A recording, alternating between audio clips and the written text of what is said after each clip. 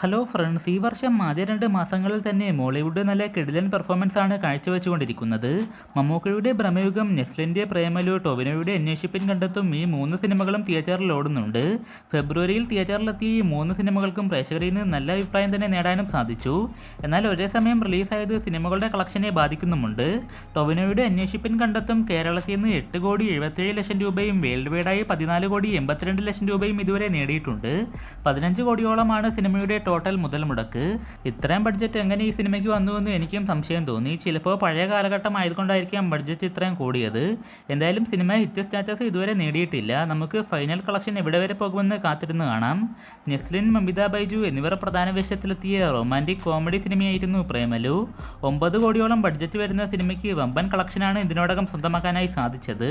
10 ദിവസം കൊണ്ട് കേരളത്തിൽ നിന്ന് 22 കോടി 35 ലക്ഷം രൂപയും ഓവർസീസിൽ നിന്ന് 16 കോടി 25 ലക്ഷം രൂപയും റെസ്റ്റ് ഓഫ് ഇന്ത്യയിൽ നിന്ന് 2 കോടി 65 ലക്ഷം രൂപയും കിട്ടിയിട്ടുണ്ട്. പ്രേമലുവിൻ്റെ 10 ദിവസത്തെ ടോട്ടൽ വേൾഡ് വൈഡ് കളക്ഷൻ 41 കോടി 27 ലക്ഷം രൂപയാണ്. സൂപ്പർ ഹിറ്റ് വിജയം തന്നെ ചിത്രം ഇതിനോടകം നേടിയിട്ടുണ്ട്. മമ്മൂക്ക, അർജുൻ അശോകൻ, സിദ്ധാർത്ഥ് ഭരതൻ എന്നിവർ പ്രധാന വേഷത്തിലെത്തിയ ഹൊറർ ത്രില്ലർ സിനിമയായിരുന്നു ഭ്രമയുഗം.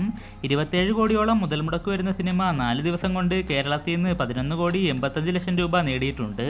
റെസ്റ്റ് ഓഫ് ഇന്ത്യയിൽ നിന്ന് 3 കോടി 20 ലക്ഷം രൂപയും വിദേശത്ത് നിന്ന് 17 കോടി 40 ലക്ഷം രൂപയും കിട്ടിയിട്ടുണ്ട്. 4 ദിവസത്തെ ടോട്ടൽ വേൾഡ് വൈഡ് കളക്ഷൻ 32 കോടി 45 ലക്ഷം രൂപയോളമാണ്. ഇതോടെ 2022 റിലീസായ സിനിമകളിൽ ഹയസ്റ്റ് ഓപ്പണിംഗ് വീക്കെൻഡ് കളക്ഷൻ നേടിയ സിനിമയായി ഭ്രമയുഗം മാറിയിട്ടുണ്ട്.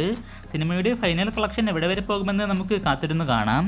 നിങ്ങൾ റോംകോം എൻ്റർടൈൻമെൻറ്റ് സിനിമകൾ അല്ലെങ്കിൽ ഫ്രണ്ട്സായിട്ട് വൈബടിച്ച് സിനിമ കാണാൻ ഇഷ്ടപ്പെടുന്നവരാണെങ്കിൽ പ്രേമലു ഉണ്ട്. അതല്ല, നിങ്ങളൊരു മിസ്റ്ററി, ഹൊറർ, എക്സ്പെരിമെൻ്റൽ സിനിമ കാണാനാണ് ഇഷ്ടപ്പെടുന്നതെങ്കിൽ, അതായത് പുതുമകളൊക്കെ എന്തെങ്കിലും പ്രതീക്ഷിക്കുന്നുണ്ടെങ്കിൽ നിങ്ങൾക്ക് ധൈര്യമായി ഭ്രമയുഗത്തിനും ടിക്കറ്റ് എടുക്കാം. അതുമല്ല, ഇൻവെസ്റ്റിഗേഷൻ, ഡ്രാമ, ത്രില്ലർ കാറ്റഗറിയിൽ പെടുന്ന സിനിമയാണ് നിങ്ങൾക്ക് വേണ്ടതെങ്കിൽ ഇവിടെ അന്വേഷിപ്പിൻ കണ്ടെത്തുമുണ്ട്.